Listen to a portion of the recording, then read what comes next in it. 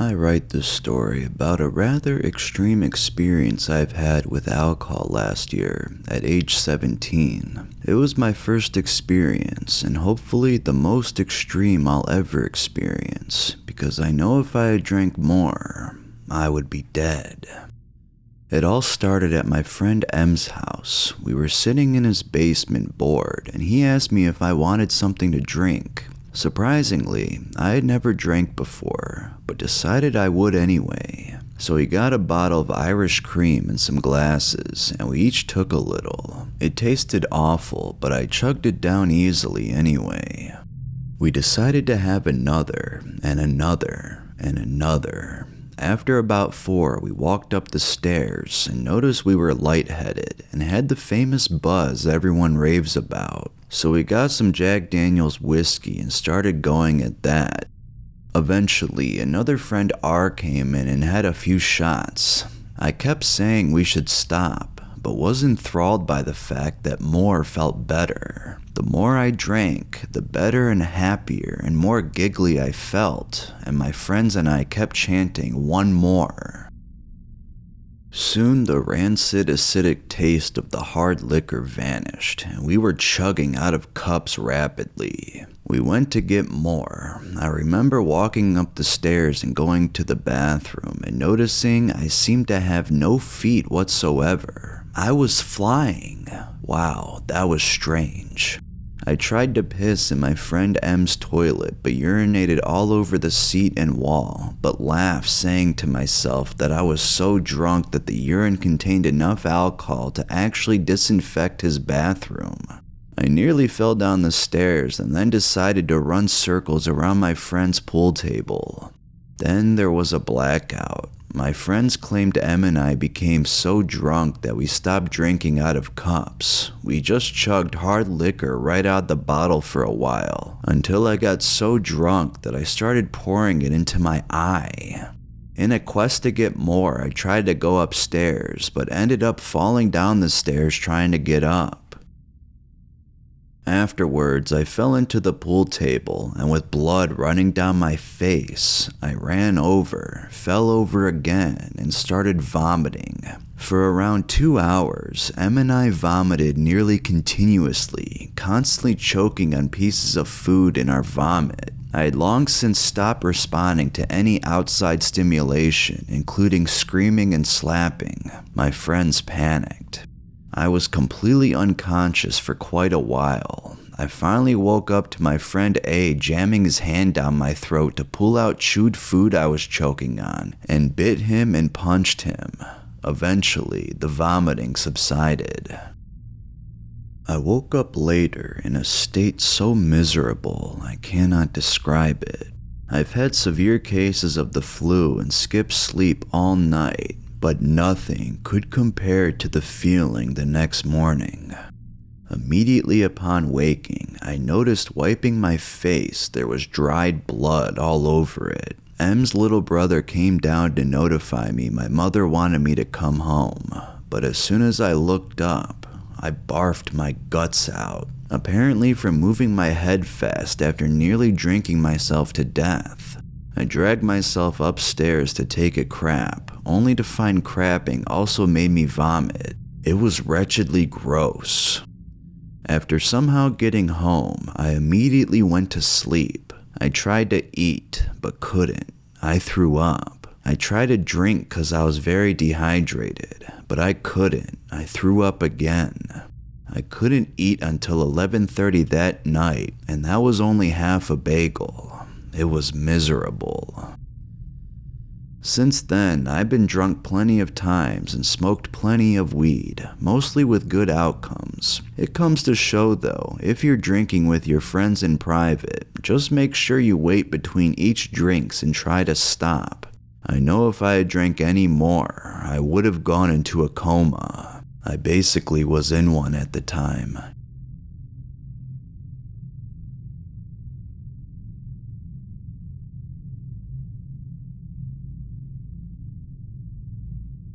For reference, I am a 300-pound male with experience with alcohol, cannabis, and psilocybin mushrooms. I have general anxiety disorder and a speech impediment called a stutter. During the COVID-19 lockdowns, I consumed marijuana heavily enough that I worked my way up to smoking about a half an ounce a week. 100 milligram edibles were my start by point to even feel a buzz. I smoked myself into cannabis psychosis. Every time I would smoke, I would get an absolutely overwhelming sense of paranoia. I lost most of my coordination, and my speech would become slurred with confusion. I had a genuine problem. I isolated myself from most of my friends and family, and became the drug-mind fried guy. I took a year break from marijuana. My psychosis symptoms began lessening in under a week. After a month of cannabis cessation, I was pretty much okay, just with some depersonalization and mind fog. It was at that point when I started researching microdosing mushrooms. After 2 light trips, about 1.5 to 2 grams, I began to reach baseline again, and I felt normal. I reached a year of cannabis sobriety in 2021. I began lightly drinking on social occasions and sometimes with my girlfriend. One night, I went over to my friend's house and hung out with him and another buddy. I mentioned to my friends that I want to get fucked up tonight, which my evil friends took as some kind of a challenge. Let's call them D and J. D said I could spend the night and that he and J would take care of me. I told them that I'm down to smoke, but I will only take a single toke of whatever they want to give me. D came up with the devious plan to do a few shots of vodka, then give me a dab from his new rig. We head to the kitchen, and the anticipation of trying weed again after so long was intoxicating, and I was already beginning to question the decision. D pulled a bottle of platinum vodka from the freezer, put a shot glass in front of me. He poured 4 shots, then poured those shots into 1 whiskey glass.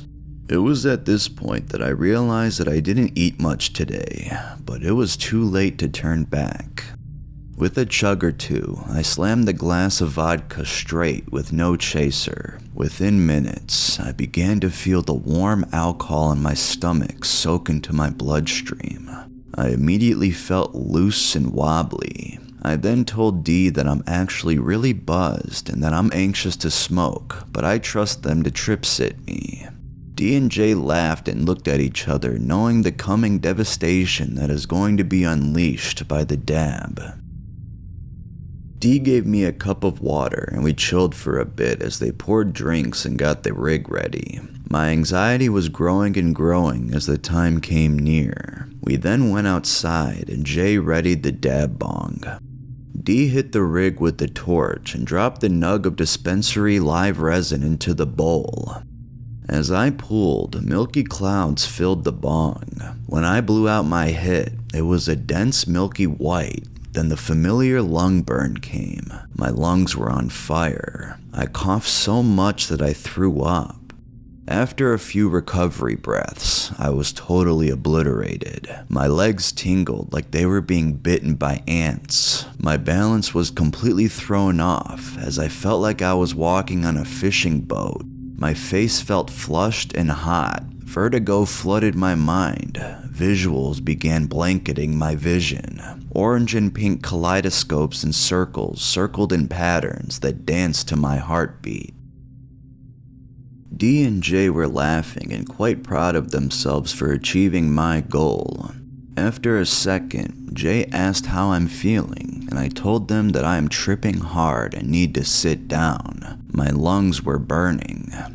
D led me to his room and laid me on the bed, propped me up and put a movie on. My heartbeat was pounding and my anxiety was through the roof. My entire body was buzzing like I was in a massage chair. I could feel every nerve in my body. My vision was mostly clear, but my mind's eye was in another reality altogether. I was being sucked into this spinning hourglass-shaped tornado of orange and pink squares. I tried explaining to my friends that I am the highest I have ever been, but I lost the ability to speak. All that came out was mumbles and trailed off sentences. I noticed and I could think of this sentence, but it just wouldn't come out clear. I then began freaking out even more. Jay walked up to me and just straight up told me, "Hey dude, you just took a huge dab without any tolerance. You're really high and all you can do is wait and get through this." All I could do was nod in acknowledgement. I really needed that. In that moment, I realized that alcohol is a vasodilator, and the dab that I just took is going to blast my ass like Johnny Sins on his A game. I leaned back and stared at the ceiling. My mind wandered and raced with disorganized thoughts, colors, and ancestral Aztec-like patterns. I felt my ego and humanity slipping away. My breathing became heavy and labored. I felt this neurotic need to swallow. It was like a hiccup, but all I could do was swallow over and over and over again, every 10 seconds or so. J and D noticed. They asked me if I was okay, but I couldn't respond. I could hear them talking about what they could do to help me. Jay lifted me up and leaned me against the wall. The swallowing tic began to really worry me. I couldn't communicate what was going on. All I could do was breathe and hold my chest. It was at this point that D and J began to argue about what to do. D went to the kitchen and grabbed a finger oxygen meter. It showed my oxygen levels and heart rate. My heart rate was 150 beats per minute with 90% oxygen. I felt a little better knowing that I wasn't actively dying. The swallowing started to hurt and interrupted my breathing, causing me to squirm and run my hands through the couch in discomfort. D told me, "Hey man, you're doing okay, but you need to relax and focus on breathing." I tried doing so, but when I did, my equilibrium tilted like I was falling to one side. I would jolt at random times like how you do when you're in a falling dream and you're just about to hit the ground. The swallowing tic became faster and seemed to come every 5 seconds or so. I was tweaking hard. D started to argue with Jay about how it was a stupid idea to give me this much THC after a year of sobriety. Jay was getting defensive and yelling back at D that he was just trying to let me have a good time. D mentioned that they should call an ambulance because my tics might be a sign of brain damage caused by a lack of oxygen or something. That definitely didn't help my anxiety. I focused on my words and forced out a sentence. "Guys, I'm tripping super hard, but I think I'm okay. I just need to help focusing on my breathing." Jay walked out of the room and came back soon after with a look on his face that I can only describe as guilt and worry. He put the wet towel on my face. It felt like ice, and I kind of felt like the towel was licking me, which freaked me out even more. I tried to reset my breathing and fought the tic with all my willpower. I closed my eyes, and after struggling for a few minutes and trying to breathe in a pattern, I was transported into a black void. In front of me was a box-like construct of blackish-gray blocks that were twisting and churning like gears or machinery. From its center, red, beautiful rose petals patterned outwards toward me and invited me to learn an unknown truth. The base of the turning gears shook my soul with every revolution. The blooming mechanical rose felt like an entity with sentience and a motive that I could not begin to explain. I felt this astonishment of being somewhere my consciousness has never been, but this rose machine entity made me feel somewhat safe. Once it was fully bloomed, it slowly closed and drifted away into the darkness. When I opened my eyes, Dee's room was back, and the tic and the visuals were gone. The body buzz was minimal. J and D were in the kitchen talking about anime or some shit. I looked at my phone, and the time was 3 hours after the smoke sesh, so I must have passed out. My chest was super sore and tight, and my muscles were rigid. I laid back down and managed to fall asleep again till I woke up the next morning with a major headache and chest soreness. I've had people tell me that I met the spirit of the cannabis plant. Honestly, I have no clue what that was, but I'll never crossfade again. Honestly, I don't think I'll ever smoke again.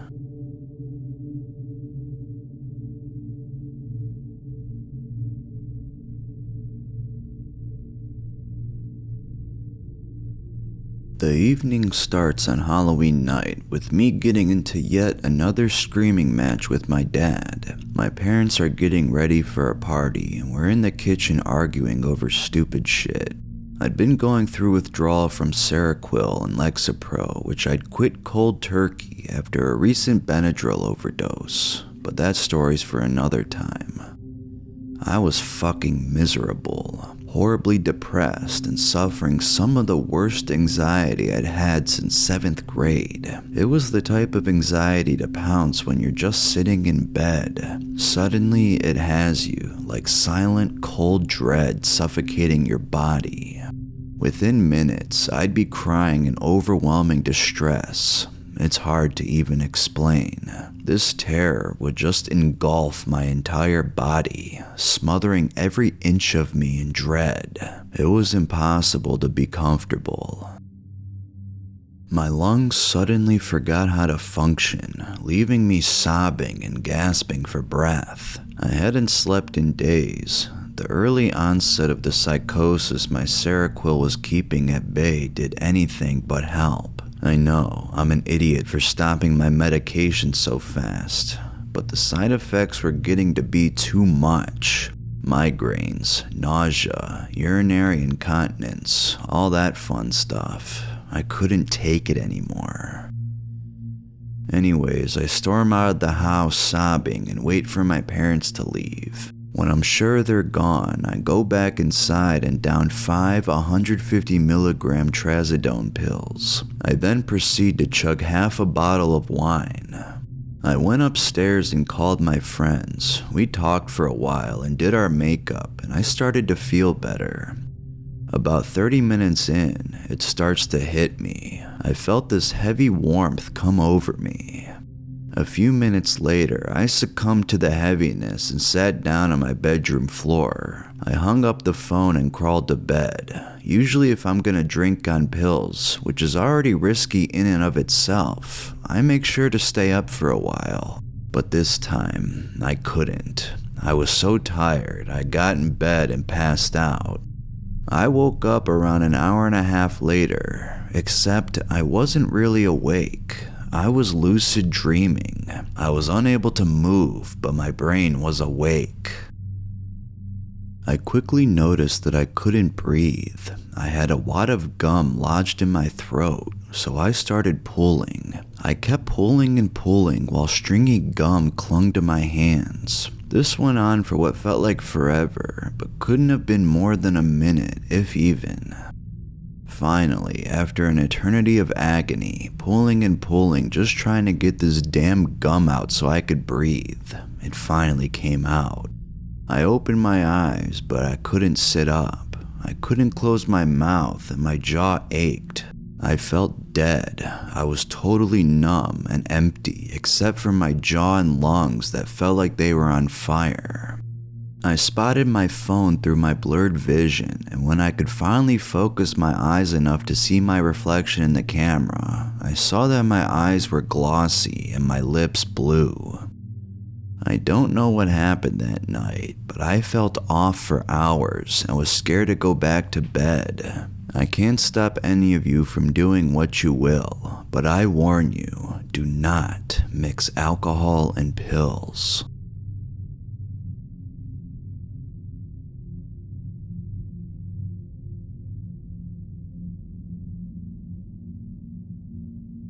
This story takes place at the birthday party of my friend. I was only 15 at the time, and I only have one kidney because I lost the other one to cancer when I was a small child. At this point, I've already drank alcohol many times and had some experience with other drugs like weed and DXM.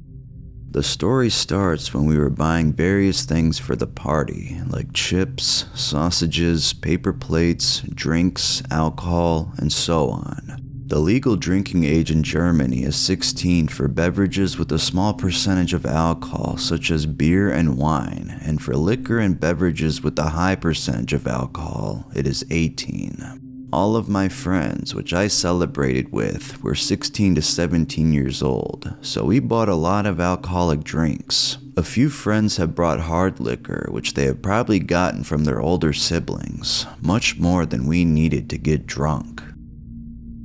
The place we wanted to celebrate in was a barbecue spot deep into the woods. After carrying all of our acquired foods and drinks up a huge hill to the place, my friends and I instantly wanted to start drinking.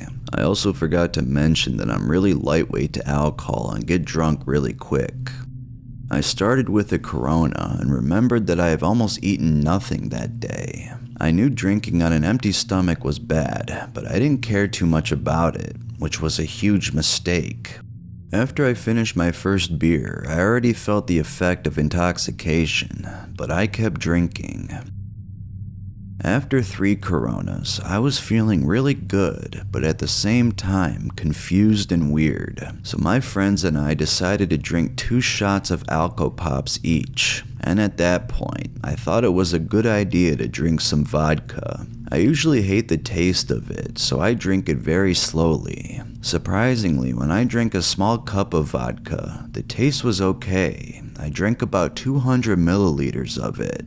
I remember a weird feeling of insanity 5 minutes later, kicking in fast. I started mixing beer with vodka.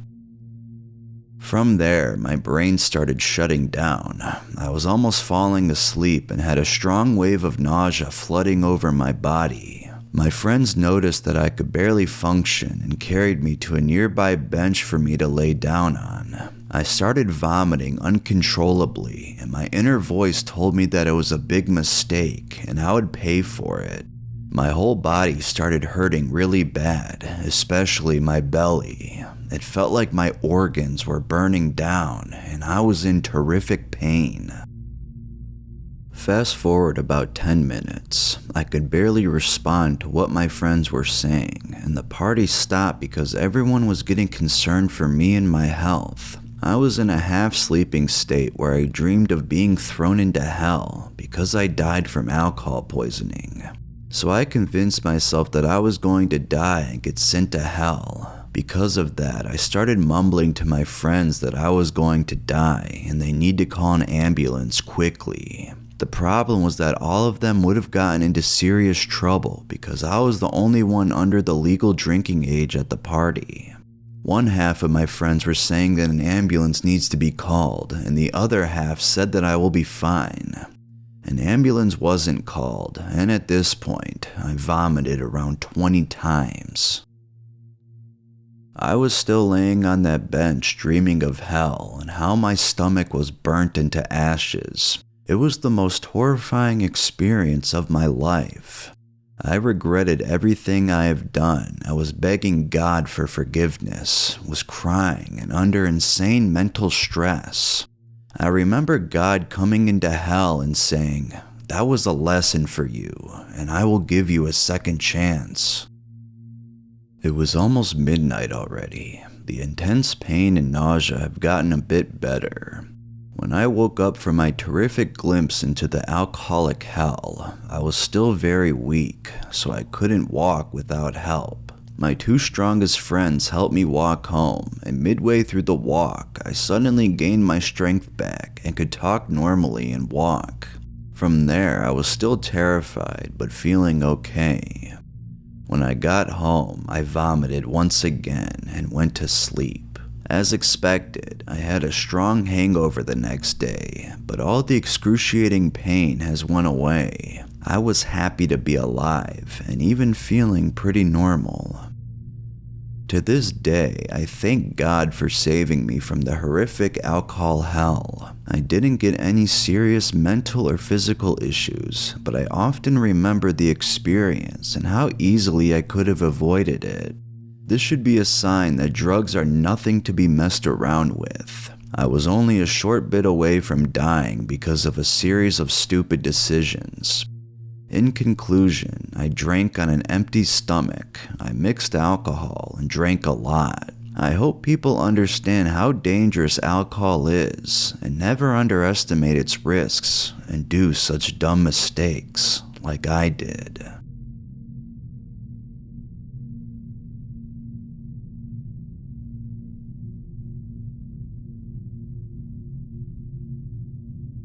A lot of people seem to have a hard time with alcohol since they assume that as the most readily available drug it is also the safest. So I relate to you my worst ever drinking experience since it highlights all the things one should not do. First off, I had been having an absolutely terrible week, and one particular event drove me completely over the edge. Rule number 1. Do not drink while angry or depressed unless you have someone with you to make sure you don't go overboard. Broken, as soon as I got home, about 3 o'clock, I made a beeline for my parents' liquor cabinet and cracked open the huge bottle of white rum, which had been my stress reducer on many occasions. I poured into an ordinary drinking glass, filling the glass to the top, and then drank it as quickly as I could.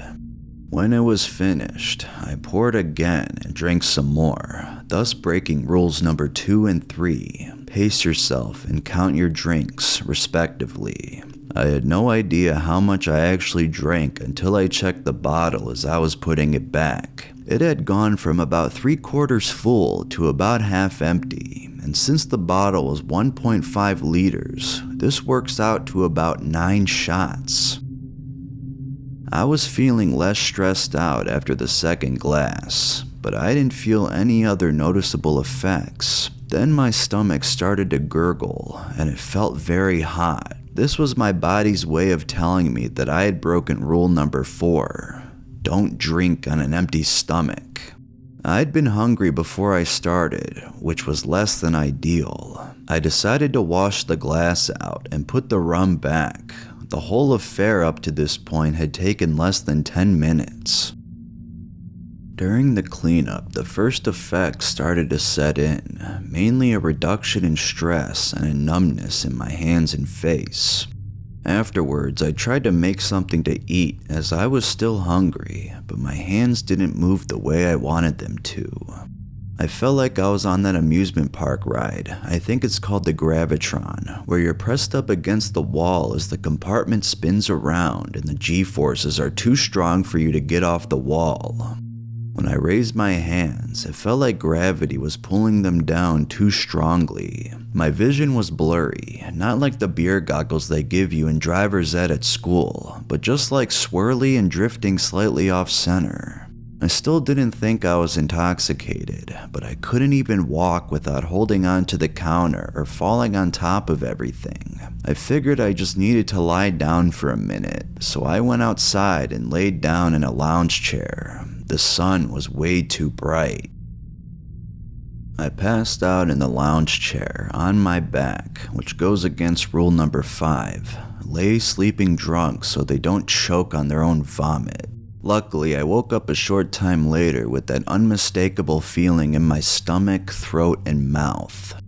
I stumbled into the bathroom and waded over the toilet. At this time, maybe a half hour or so after I drank the first glass, I felt completely trashed. I couldn't think straight. My vision was shit. My coordination had gone out the window, and I felt like I was dying. I sat hunched over the bowl for a couple of seconds, sweating and unable to breathe, before it came. And oh boy, did it come. I've had the flu, I've had food poisoning, I've had a nasty-ass stomach virus which left me unable to keep down food for 48 hours. I've even eaten an entire extra cheese pizza with a liter bottle of lemonade on a dare, and I've never thrown up like this in my entire life. It felt like a fire hose was being fired up my throat because there was an intense pressure in my face and eyes, like there was too much vomit to fit in my mouth. I went to flush the mess down, but before my hand reached the handle, my esophagus unleashed a second volley. It went on like this for about 5 minutes, during which I threw up at least 7 or 8 times, with barely enough time in between for me to spit the residue out and catch my breath. Finally, I was able to flush. Let me tell you, for a supposedly empty stomach, I was able to produce an awful lot of puke. I cleaned up the bathroom as best I could and went upstairs to get some quality rest. A few hours later, my parents got home. They woke me up and asked what I was doing asleep at 5 in the afternoon.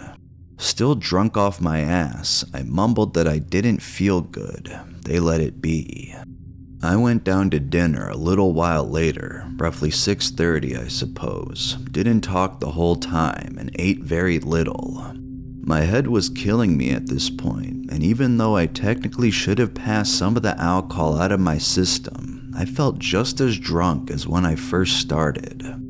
I went back to bed and got up the next morning to the worst headache of my life. I couldn't open my eyes, I couldn't move or speak. Everything I did made my head feel worse. I broke rule number 6, drink plenty of water, and I was paying for it. I've had much more to drink than the 9 shots from this story and never had a hangover like that one. Trying to function the next 3 days, yes, it lasted 3 days, was worse than trying to function dead drunk. I was exhausted, my stomach was not cooperating with me, and above all else, I felt like there was a car rolling slowly with one of its tires positioned perfectly over my temple. In summary, it's not hard to enjoy alcohol responsibly. In stories that end in excessive vomiting and terrible hangovers, the mistake is usually something the person did or didn't do rather than how much they drank. This story shows that quite clearly. I was stupid and learned my lesson, and I hope you can learn from this too. Believe me, it is not worthwhile to find these things out for yourself.